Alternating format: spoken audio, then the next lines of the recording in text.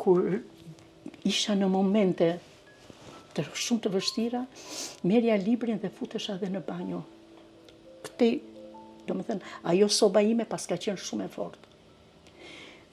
6-7 herë duhet të ndroheshe, sepse ka kaq shumë djersitje nga kimio, sa nuk e imagjinon dot. Çdo një orë duhesh të ndroheshte.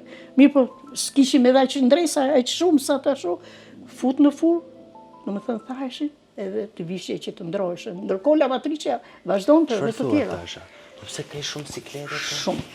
Unë e kisha sepse e kisha një gradë të avancuar. Por, doktor Elidon Nino me stafin e vetë, më ka kushtuar një përkujdesje shumë të madhe dhe unë sot akoma vazhdoj që t'jem në atë. Sa po të mbaroj intervistën me juve, unë kam lënë takim të ekon e gjirit dhe këtu, unë i bëj tek ortodoksi, por të vetëm në arsye Flori, sepse unë nga që jam me arsye shëndetësore nuk mund të shkoj dot, edhe detyron të marr një taksi që të shkoj. Shqyqy që e kemi dhe një qik më afër dhe jam e detyruar që t'i bëj këto kontrole. Dhe përveç se lodhjes fizike ka edhe kosto ekonomike tasha? Jashtëzakonisht. Pavarësisht nga paketat ndihmëse që të jep shteti, 6.000 euro ka marrë motra ime. 6.000 euro. Se duheshin 2 zoq që në javë që t'i pije lëngun e tyre që të filloje.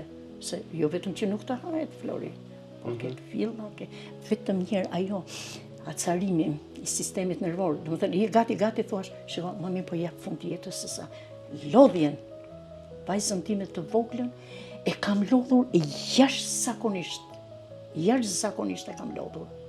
Atëherë ajo ishte në punë tek Ministria e Mbrojtjes në sekretari dhe për arsyet e mia e kalonte edhe turni dytë. Duhet më bënte mua shërbim, më dinte gjërat gati, më lante. Dhe pastaj kur shkonte turni dytë, por për hir të vërtetës poshtë kanë vajzën e tezës time. Dhe me një përkushtim nuk më lenin vetëm. Nëse nuk i e rrethuar me dashuri, Flori, atë smundje nuk e përballon dot. Nëse të pëlqeu intervista, ndaje këtë video me miqtë e tu. Dhe mos haro, bëj subscribe në kanalin e YouTube-it Flori Gjini.